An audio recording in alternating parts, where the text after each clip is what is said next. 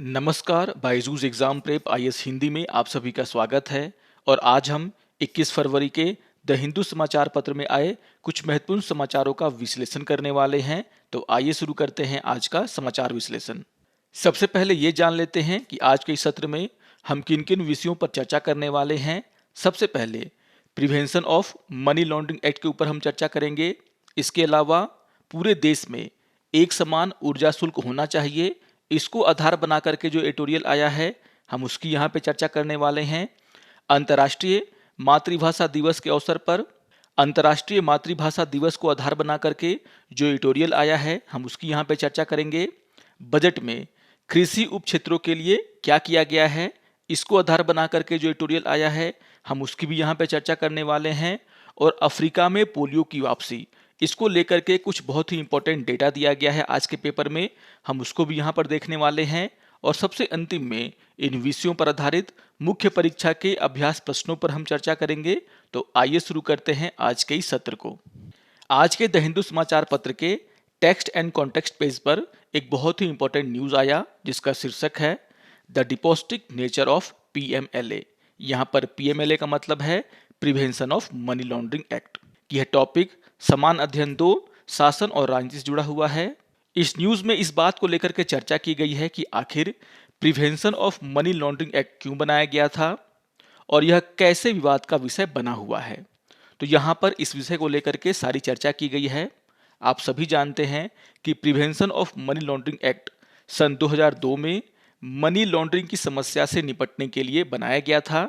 और यहाँ पर भारत के द्वारा जो अंतर्राष्ट्रीय सम्मेलनों में प्रतिबद्धता दिखाई गई थी मनी लॉन्ड्रिंग से लड़ने के लिए, उसको पूरा करने के लिए भी भारत के द्वारा इस अधिनियम को 2002 में बनाया गया।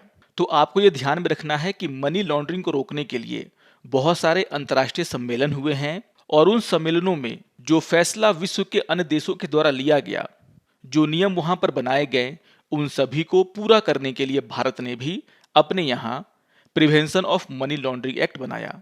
अगर हम इस अधिनियम के मुख्य उद्देश्य की चर्चा करें तो यहाँ पर इसका मुख्य उद्देश्य है देश में मनी लॉन्ड्रिंग को रोकना, अवैध गतिविधियों और आर्थिक अपराधों में काले धन के उपयोग को रोकना, मनी लॉन्ड्रिंग से प्राप्त या इसमें शामिल या फिर इस्तेमाल की गई संपत्ति की जब्ती के लिए प्रावधान करना और मनी लॉन्ड्रिंग से जुड़े अन्य प्रकार के अपराधों को रोकने का प्रयास करना।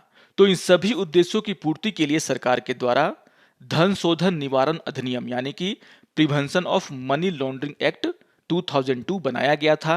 और यहाँ पर एक बहुत ही इंपॉर्टेंट बात है जिसको आपको ध्यान में रखना है कि prevention of money laundering act 2002 के अंतर्गत ये कहा गया है कि यहाँ पर जितने भी अपराधों की जांच होगी उसकी जिम्मेदारी प्रवर्तन निदेशालय यानी कि इन्फोर्समेंट डायरेक्टर, जिसे हम ईडी कहते हैं शॉर्ट में, उसके पास होगा। अगर हम मनी लॉन्ड्रिंग की बात करें तो आपको ये ध्यान में रखना है कि मनी लॉन्ड्रिंग एक आपराधिक गतिविधि से उत्पन्न बड़ी मात्रा में धन बनाने का अवैध प्रक्रिया है, जैसे कि मादक पदार्थों की तस्करी, आतंकवाद का वित्त पोषण। इनसे जो धन यहाँ पर बनाए जाते हैं जो कि अवैध हैं, उसे हम मनी लॉन्ड्रिंग के नाम से जानते हैं। जैसा कि मैंने कहा कि मनी लॉन्ड्रिंग से जुड़े हुए मामले में ईडी के द्वारा कार्रवाई की जाती है और यहाँ पर इसी को लेकर के देश में विवाद हो गया है। यहाँ पर एक डेटा देख करके आपको समझ में आ जाएगा कि आखिर विवाद का कारण क्या है।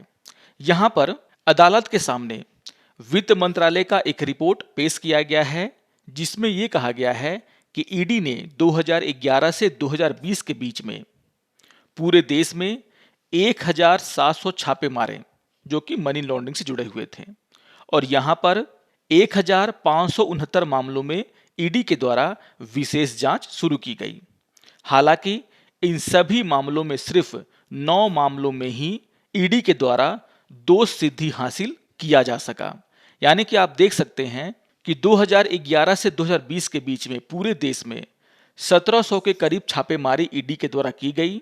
1569 मामलों में विशेष जांच शुरू किया गया, लेकिन मात्र 9 मामलों में ही उन मामलों में दोष सिद्धि हासिल कर सका ईडी। और यहाँ पर इसी का हवाला देते हुए बहुत सारे याचिकाकर्ताओं ने यह तर्क दिया है कि सरकार के द्वारा अपने राजनीतिक विरोधियों को चुप कराने के लिए वैसे लोग जो सरकार से असंतुष्ट हैं, उन्हें डराने धमकाने के लिए prevention of money laundering act का सहारा लिया जा रहा है, यानी कि ईडी का सहारा लिया जा रहा है। इस न्यूज में हाल ही में ईडी के द्वारा जो छापेमारी की गई है उसके बारे में कहा गया है। जैसा कि आप सभी जानते हैं कि पंजाब चुनाव के पहले वहां पर ईडी के द्वारा छापेमारी की गई, बंगाल में चुनाव के पहले ईडी के द्वारा छापेमारी की गई, और इसी को लेकर के यहाँ पर यह विवाद उत्पन्न हो गया है कि सरकार अपने विरोधियों को दबाने के लिए, उन्हें चुप कराने के लिए ईडी का इस्तेमाल कर रही है, मनी लॉन्ड्रिंग एक्ट का इस्तेमाल कर रही है। यहाँ पर यह कहा गया है अदालत में कि prevention of money laundering act का जो मूल उद्देश्य था वो ये था कि जो काला धन है, जो गलत धन है, उसे अगर कोई वैध धन में बदलने का प्रयास कर रहा है तो उसकी जांच जो है ईडी के द्वारा किया जाएगा।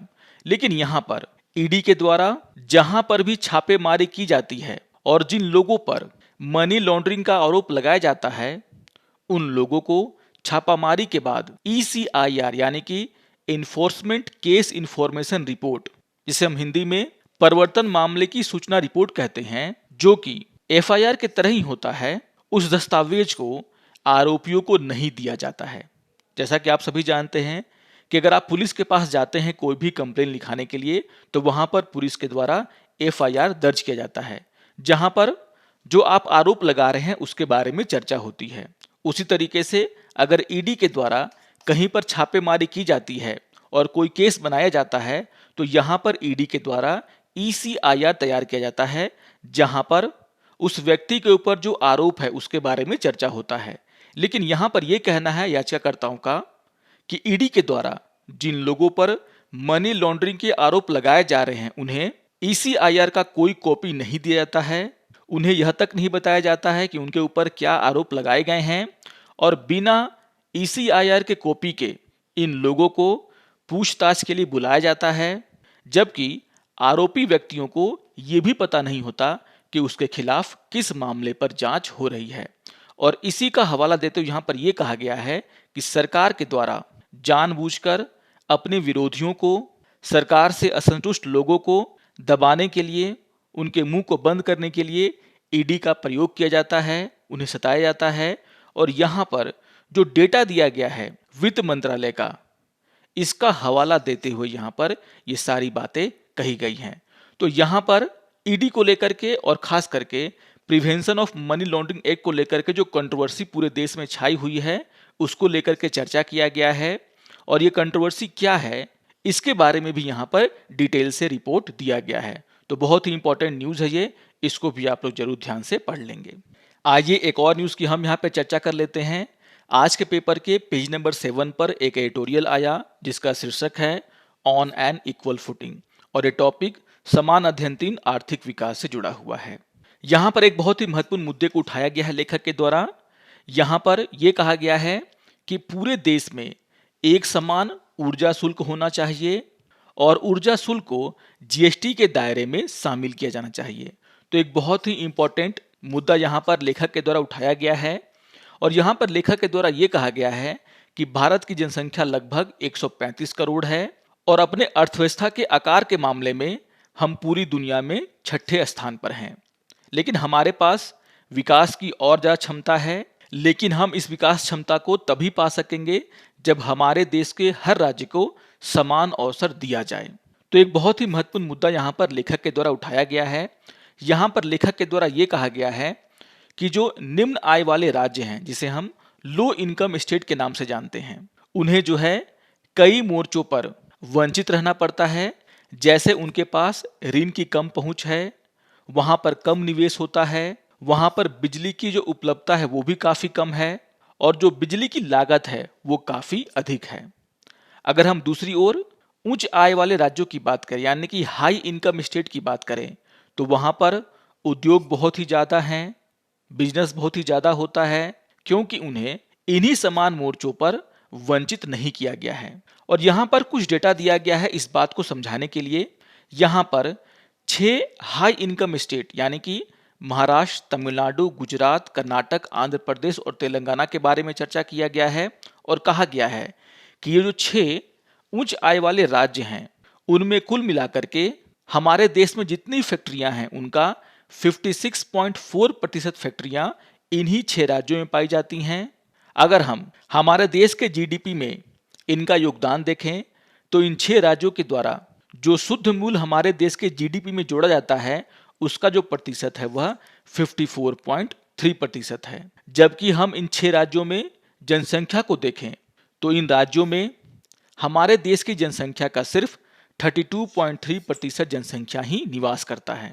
तो यहाँ पर यह बताने का प्रयास किया गया है कि ये जो 6 राज्य हैं वहाँ पर फैक्ट्रियाँ काफ़ी हैं, उनके द्वारा जीडीपी में बहुत ही ज़्यादा योगदान दिया जाता है, यानी कि वहाँ पर उत्पादन भी ज़्यादा होता है और इनकी जनसंख्या जो है काफ़ी कम है। दूसरी ओर यहाँ पर यह भी जानकारी दी गई है कि इन राज्यों को कुल संस्थागत ऋण का 55% हासिल होता है और कुल औद्योगिक ऋण का लगभग 56% इन्हीं 6 राज्यों में जाता है। अगर हम दूसरी ओर 6 निम्न आय वाले राज्य यानी कि बिहार, झारखंड, यूपी, एमपी, उड़ीसा और राजस्थान की तुलना इनसे करें तो यहाँ पर यह कहा गया है कि इन राज्यों में जो कुल संस्थागत ऋण का केवल 15% ही मिलता है और अगर हम कुल औद्योगिक ऋण की बात करें तो यहाँ पर जो इनका प्रतिशत है वो मात्र 5% है। जबकि यहाँ पर अगर हम जनसंख्या की हिस्सेदारी देखते हैं तो यहाँ पर यह प्रतिशत 43% है, यानी कि इन 6 राज्यों में हमारे देश का 43% आबादी निवास करता है। जबकि अगर हम संस्थागत ऋण की बात करें तो यहाँ पर कुल संस्थागत ऋण का केवल 15% ही आता है, जबकि जो हाई इनकम स्टेट हैं वहाँ पर कुल संस्थागत ऋण का 55% जाता है। वही हाल औद्योगिक ऋण का है और यहाँ पर यह फासला बहुत ही बड़ा है। आप देख सकते हैं कि ये जो 6 हाई इनकम स्टेट हैं वहाँ पर जो ऋण का प्रतिशत है, खास करके औद्योगिक ऋण का प्रतिशत, वह 56% है, जबकि निम्न आय वाले 6 राज्यों में इसका प्रतिशत मात्र 5% है। तो आप देख सकते हैं कि जो 6 हाई इनकम स्टेट हैं उनके पास हर मोर्चे पर ज़्यादा लाभ मौजूद हैं, जबकि जो 6 लो इनकम स्टेट हैं वे हर मोर्चे पर वंचित हैं। और इसी को लेकर के यहाँ पर लेखक का ये कहना है कि जब तक हम लो इनकम स्टेट्स को समान अवसर नहीं देंगे, उनको आगे लाने का प्रयास नहीं करेंगे, तब तक हमारे देश की जो विकास क्षमता है हम उसे पूरी तरीके से पा नहीं पाएंगे। लेखक के द्वारा इस असमानता को समझाने के लिए बिजली क्षेत्र का उपयोग किया गया है और यहाँ पर यह कहा गया है कि अगर हम इन 6 हाई इनकम स्टेट्स के बिजली की दरों को देखें तो वो भी काफ़ी कम है और यहाँ पर जो बिजली की उपलब्धता और खपत दोनों बहुत ही ज़्यादा है। और आप सभी जानते हैं कि जिस राज्य में बिजली की उपलब्धता ज़्यादा होगा वहाँ पर निवेश ज़्यादा आएगा और इसलिए यहाँ पर लेखक के द्वारा ये कहा गया है कि हमें सबसे पहले बिजली क्षेत्र में जो भेदभाव है उसे कम करना होगा। खास करके बिजली के मूल्य में जो भेदभाव है उसे हमें खत्म करना होगा। यहाँ पर यह कहा गया है कि जो बिजली उत्पादन करने वाले राज्य हैं, खास करके जहाँ पर जल विद्युत उत्पादन होता है, उन्हें बहुत ही कम कीमत में बिजली दी जाती है, जबकि अन्य राज्यों को ज़्यादा कीमत पे बिजली की सप्लाई होता है। और यहाँ पर लेखक कहना है कि इसका समाधान आसानी से हो सकता है, हमें सिर्फ अपने क्षेत्रीय ग्रिडों को एक दूसरे के साथ मिलाना है, जिससे कि इस समस्या का हल आसानी से हो सकता है। यहाँ पर यह भी कहा गया है कि सरकार का जो सोचना है कि one nation one grid one frequency, उसे पूरी तरीके से लागू करना पड़ेगा ताकि सभी राज्यों को समान दर पर बिजली मुहैया कराई जा सके। यहाँ पर जो दूसरा महत्वपूर्ण सुझाव लेखक के द्वारा दिया गया है वो ये है कि बिजली शुल्क को जीएसटी के अंदर लाना चाहिए, जिससे कि पूरे देश में बिजली शुल्क में एक रूपता आएगी और इससे फायदा ये होगा कि सभी राज्यों में बिजली की जो कीमत है वह समान हो जाएगी। आप सभी जानते हैं कि अभी हमारे देश में हर राज्य में जो बिजली कीमत है वो अलग अलग है और इसका नुकसान अलग अलग राज्य की जनता को भी उठाना पड़ता है। साथ ही इसके कारण जहां पर बिजली सस्ता होता है वहां पर ज़्यादा निवेश होता है और जहां पर बिजली महंगा होता है वहां पर उद्योगों के द्वारा कम निवेश किया जाता है। यहाँ पर केंद्रीय विद्युत प्राधिकरण का एक डेटा का जिक्र किया गया है, जिसमें कहा गया है कि 2020-21 में जो 6 हाई इनकम वाले स्टेट थे उनके द्वारा बिजली की कुल स्थापित क्षमता का 50% खपत किया गया, यानी कि केवल 32% आबादी हमारे देश में 50% बिजली का उपयोग कर रही है, जबकि जो 6 पिछड़े राज्य हैं वहां पर कुल स्थापित क्षमता का मात्र 25% बिजली ही खपत किया गया, यानी कि देश की 43% आबादी सिर्फ 25% बिजली का उपयोग कर रही है। तो आप समझ सकते हैं कि यहाँ पर बिजली खपत के मामले में भी जो 6 पिछड़े राज्य हैं वो काफी पीछे हैं। और यहाँ पर अगर इस डिस्पैरिटी को हमें खत्म करना है तो उसके लिए जो 2 सुझाव सुझाए गए हैं लेखक के द्वारा, उसे करने की बात कही जा रही है। पहला सुझाव आप सभी को ध्यान में रखना है, ये है कि हमारे देश के सभी ग्रिड को एक दूसरे से जोड़ना चाहिए, जिससे कि देश के हर इलाके में सस्ती बिजली पहुंच सके। और दूसरा कि बिजली शुल्क को जीएसटी के अंदर लाना चाहिए, जिससे कि सभी राज्यों में बिजली का जो दर है वह समान हो सके। तो बहुत ही इंपॉर्टेंट मुद्दा यहाँ पर लेखक के द्वारा उठाया गया है और आपको यहाँ पर जो डेटा दिए गए हैं उसको ध्यान में रखना है, उसको नोट कर लेना है। जो 2 सुझाव यहाँ पर सुझाए गए हैं आपको उसको ध्यान में रखना है, उसके क्या फायदे हो सकते हैं, क्या हानि हो सकता है, उन सभी को आपको ध्यान में रखना है। तो इंपॉर्टेंट एडिटोरियल है, इसको आप लोग जरूर ध्यान से पढ़ेंगे। आइए एक और न्यूज़ का हम यहाँ पे चर्चा कर लेते हैं। आज के पेपर के पेज नंबर 6 पर एक न्यूज़ आया जिसका शीर्षक है टैपिंग टेक्नोलॉजी फॉर मल्टीलैंग्वेज लर्निंग। और यहाँ पर ये टॉपिक समान अध्ययन 2 शिक्षा से जुड़ा हुआ है। जैसा कि आप सभी जानते हैं कि 21 फरवरी को अंतर्राष्ट्रीय मातृभाषा दिवस के रूप में मनाया जाता है। और आपको ये ध्यान में रखना है कि 1999 से ही भाषाई और सांस्कृतिक विविधता और बहुभाषावाद को, और यहाँ पर आपको ध्यान में रखना है कि 1999 से ही भाषाई और सांस्कृतिक विविधता और बहुभाषावाद को बढ़ावा देने के लिए इसे मनाया जाता है। और इस साल का जो थीम है उसको आपको ध्यान में रखना है, और इस साल का थीम है बहुभाषी शिक्षा के लिए प्रौद्योगिकी का उपयोग, चुनौतियां और अवसर।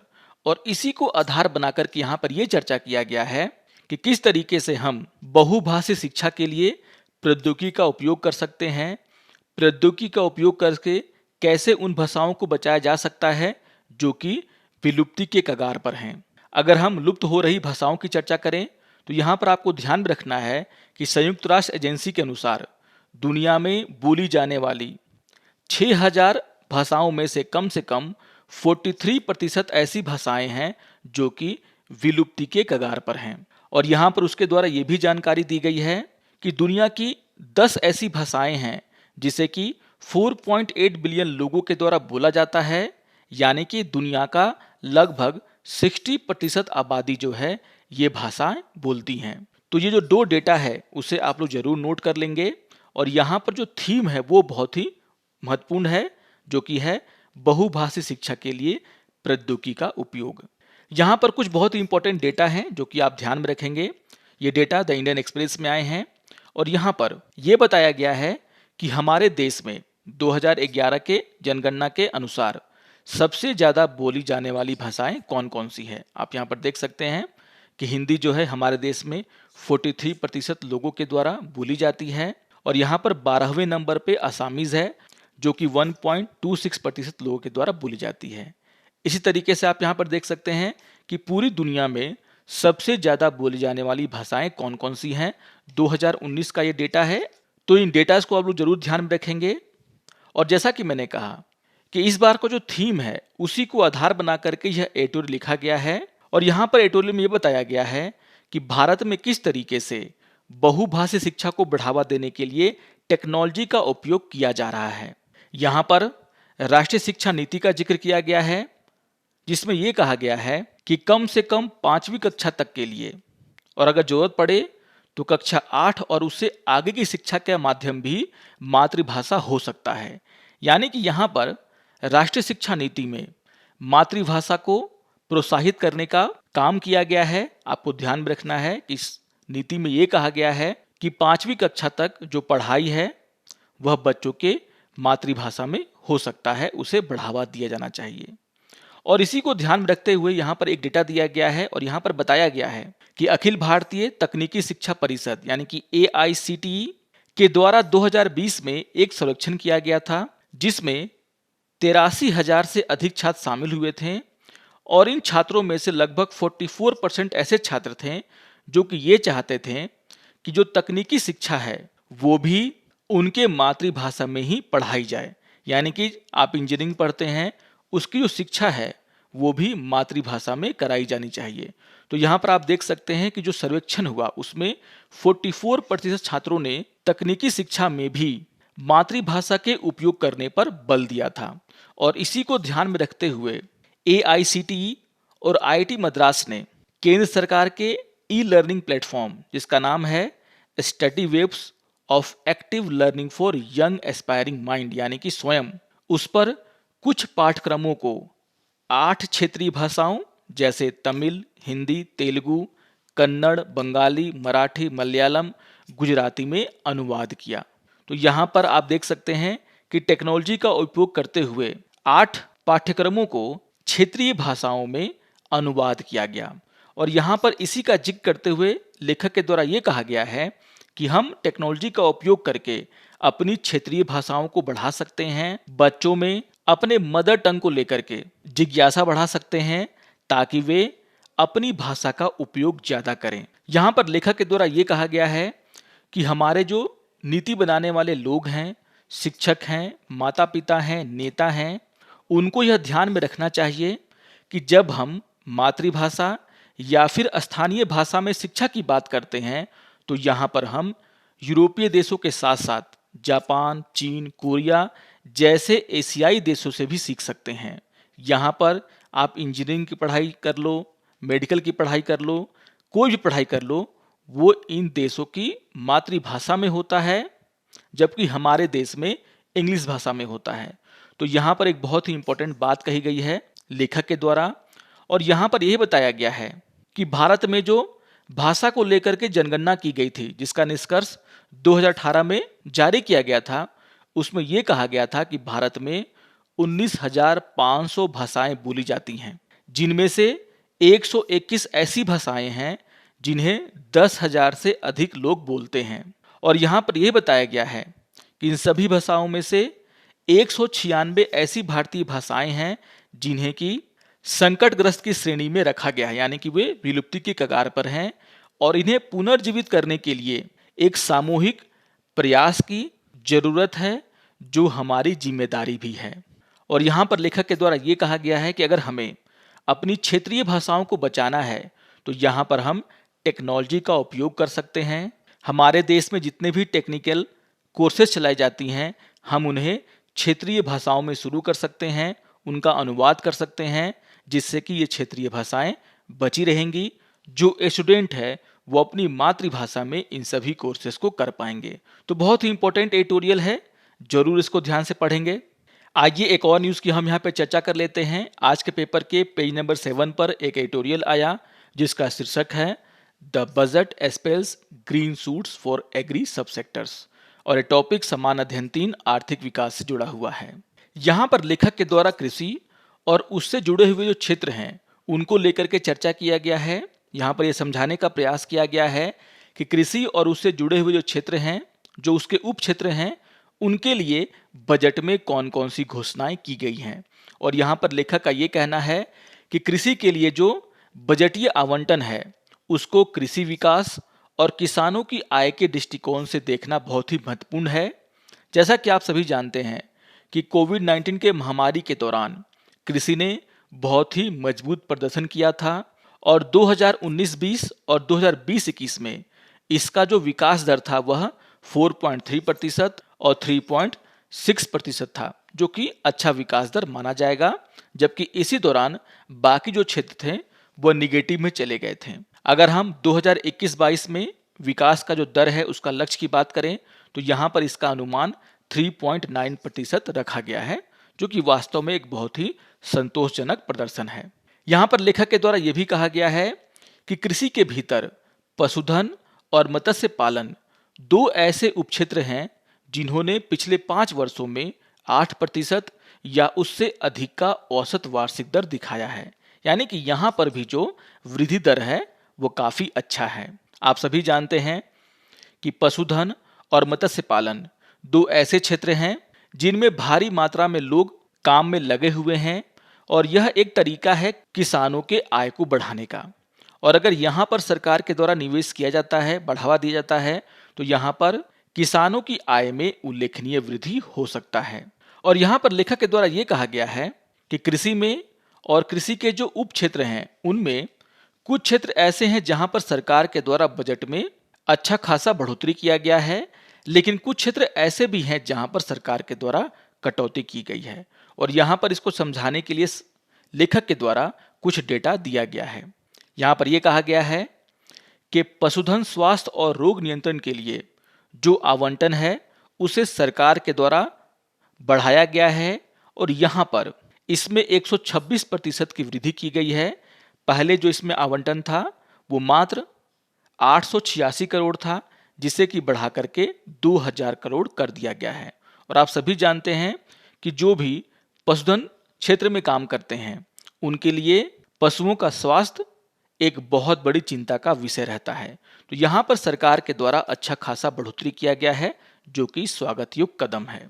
यहाँ पर यह बताया गया है कि सरकार के द्वारा राष्ट्रीय पशुधन मिशन के लिए जो आवंटन है उसमें भी 42% की वृद्धि की गई है। इसी तरीके से प्रधानमंत्री मत्स्य संपदा योजना में 57% की वृद्धि की गई है।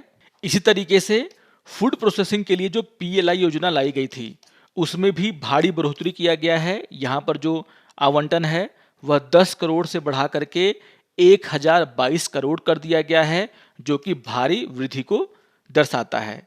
इसी तरीके से जो छोटे खाद्य प्रसंस्करण उद्योग हैं उनको बढ़ावा देने के लिए सरकार के द्वारा बजट में अच्छा खासा प्रावधान किया गया है और यहाँ पर बजट में 125% की बढ़ोतरी की गई है। इसके लिए जो बजट है वह 900 करोड़ रखा गया है। यानी कि जो छोटे छोटे उद्योग हैं उनके लिए भी सरकार के द्वारा अच्छा खासा काम किया गया है। यहाँ पर यह बताया गया है कि सरकार के द्वारा राष्ट्रीय कृषि विकास योजना में 400% की बढ़ोतरी की गई है और यहाँ पर जो आवंटन है वह 8000 करोड़ रखा गया है। लेकिन आपको ये भी ध्यान में रखना है कि राष्ट्रीय कृषि योजना में कुछ और योजनाओं को मिलाया गया है, जैसे प्रधानमंत्री कृषि सिंचाई योजना, परंपरागत कृषि विकास योजना, इन्हें भी जो है राष्ट्रीय कृषि विकास योजना में मिला दिया गया है। लेकिन यहाँ पर यह भी जानकारी दी गई है कि सरकार के द्वारा कुछ ऐसे क्षेत्र भी हैं जहां पर कटौती भी की गई है, जो कि शुभ संकेत नहीं है। यहाँ पर यह कहा गया है कि प्रधानमंत्री अन्नदाता आय संरक्षण अभियान, जिसे हम PM आशा के नाम से जानते हैं, उसमें जो आवंटन है वह सिर्फ 1 करोड़ का दिया गया है, जो कि काफी दुखद है। इसी तरीके से दलहन और तिलहन के लिए मूल्य समर्थन कार्यक्रम के लिए जो आवंटन है उसे भी 58% तक घटा दिया गया है और यहाँ पर जो आवंटन है वह मात्र 1500 करोड़ का है। अगर हम उर्वरक सब्सिडी की बात करें तो यहाँ भी सरकार के द्वारा यह कहा जा रहा है कि सरकार यह कोशिश करेगा कि जो उर्वरक सब्सिडी है उसमें 25% की कमी आए, जो कि किसानों के लिए शुभ संकेत नहीं है। और इसी को मिला जुला कहते हुए यहाँ पर लेखक के द्वारा यह कहा गया है कि सरकार के द्वारा जो भी बजट आवंटन किए गए हैं वह सही दिशा में है। सरकार ने कुछ क्षेत्रों में अच्छा खासा बजट आवंटन किया है, लेकिन कुछ क्षेत्रों में बजट को कम भी किया है। हमने मनरेगा के ऊपर काफ़ी चर्चा की है। आप सभी जानते हैं कि मनरेगा में भी सरकार के द्वारा जो बजट है उसे बढ़ाया नहीं गया है, जिसके कारण जो किसानों की आय है उसमें कमी आपको देखने को मिलेगा। तो यहाँ पर लेखक के द्वारा ये कहने का प्रयास किया गया है कि अगर सरकार कृषि और कृषि से जुड़े हुए उप क्षेत्रों के विकास के लिए काम करती है, बजट में अच्छा खासा आवंटन करती है, तो इसका फायदा किसानों के उत्पादकता में भी दिखेगा और उनकी आय में भी दिखेगा और सरकार के द्वारा इन क्षेत्रों में ज़्यादा से ज़्यादा आवंटन करना चाहिए। आइए एक और न्यूज़ की हम यहाँ पे चर्चा कर लेते हैं। आज के पेपर के पेज नंबर 7 पर एक न्यूज़ आया जिसमें बहुत ही इंपॉर्टेंट डेटा दिया गया है, जिसका शीर्षक है पोलियो रिटर्न टू अफ्रीका और ये टॉपिक सामान्य अध्ययन 2 स्वास्थ्य से जुड़ा हुआ है। यहाँ पर यह कहा गया है कि 5 साल के गैप के बाद अफ्रीका में पोलियो का एक केस देखने को मिला है और आपको ध्यान में रखना है कि यह केस मलावी के कैपिटल लिलोंग्वे में पाया गया है और यहाँ पर कुछ बहुत ही इंपॉर्टेंट डेटा दिया गया है जिसको कि आपको ध्यान में रखना है। यहाँ पर यह कहा गया है कि 2010 के बाद इंडिया, नाइजीरिया, पाकिस्तान, अफगानिस्तान और अभी मालावी ऐसे देश हैं जिन्होंने पोलियो के कुछ केस रिपोर्ट किए हैं। अगर हम भारत की बात करें तो यहाँ पर यह बताया गया है कि हमारे देश में किस राज्य में सरकारों के द्वारा किस तरीके से पोलियो की खुराक दी जाती है। और यहाँ पर यह कहा गया है, आप देख सकते हैं कि जो ग्रीन कलर से दिखाया जा रहा है वो ऐसे राज्य हैं जहां पर वे बच्चे जिनका एज 12 से 23 महीने का होता है, उनमें से 85% से ज्यादा बच्चों को पोलियो के 3 डोजेज दिए जाते हैं। और यहां पर आप देख सकते हैं कि उड़ीसा, तमिलनाडु, हिमाचल प्रदेश और वेस्ट बंगाल जहां पर 90% से ज्यादा बच्चों को पोलियो की 3 खुराक दी जाती है।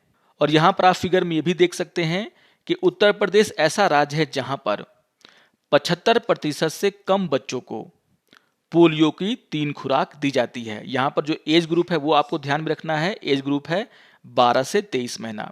तो यहां से आप समझ सकते हैं कि हमारे देश में जो पोलियो का कवरेज है वो किस तरीके से हो रहा है। यहां पर यही बताया गया है कि दुनिया के किस भाग में पोलियो का जो वैक्सीनेशन का रेट है वो कैसा है। और यहाँ पर यह बताया गया है कि अफ्रीका में जो वैक्सीनेशन का रेट है, जो परसेंटेज है, वह 2019 में लगभग 76% ही है। आप देख सकते हैं यहाँ पर जो अफ्रीका में वैक्सीनेशन का दर है वो काफ़ी कम है। अगर हम साउथ ईस्ट एशिया की बात करें, इसमें भारत आता है, वो भी जो है इससे काफ़ी ऊपर है। और आप देख सकते हैं कि यूरोप में और वेस्टर्न पैसिफिक में जो पोलियो की वैक्सीन का ड्राइव चलाया जाता है उसका जो रेट है वो काफ़ी ज़्यादा है। तो कुछ इंपॉर्टेंट डेटा है जिसको कि आपको ध्यान में रखना है। आइए अब इन विषयों पर आधारित मुख्य परीक्षा के अभ्यास प्रश्नों पर चर्चा कर लेते हैं। यहाँ पर क्वेश्चन नंबर 1 है, भारत उच्च विकास क्षमता वाली दुनिया की 6ठी सबसे बड़ी अर्थव्यवस्था है। भारत और आगे बढ़ सकता है, लेकिन यह विकास क्षमता हर राज्य को समान अवसर दिए बिना हासिल नहीं की जा सकती। इस कथन का विश्लेषण करें। तो बहुत ही इंपॉर्टेंट क्वेश्चन है ये, और हमने एडिटोरियल में इन सभी मुद्दों पर चर्चा की है। आप यहाँ पर जो वहाँ पर डेटा दिए गए हैं उसका उपयोग करें। यहाँ पर बिजली खपत को लेकर के जो डेटा दिया गया है, ऋण को लेकर के जो डेटा दिया गया है, उससे आप समझा सकते हैं कि भारत में जो लो इनकम वाले स्टेट हैं उनकी क्या स्थिति है और जो हाई इनकम वाले स्टेट हैं उनकी क्या स्थिति है। और डेटा का उपयोग करके आप आसानी से इसका विश्लेषण कर सकते हैं। आइए अब क्वेश्चन नंबर 2 पर चर्चा कर लेते हैं। क्वेश्चन नंबर 2 है, prevention of money laundering act के मूल क्या हैं, यह कैसे विवाद का विषय बन गया है, इस पर चर्चा करें।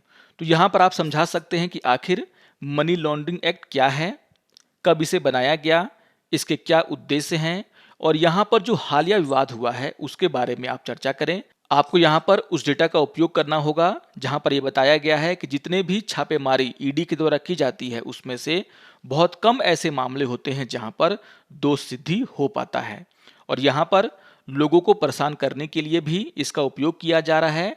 तो यह विवाद का कैसे विषय बना हुआ है इसको लेकर के आपको चर्चा करना है। आशा करता हूं कि आपको आज का ये समाचार विश्लेषण पसंद आया होगा। सारे टॉपिक्स बहुत ही महत्वपूर्ण हैं। जितने भी इंपॉर्टेंट डेटा यहाँ पर मैंने आपको दिए हैं उन सभी को आप नोट कर लेंगे।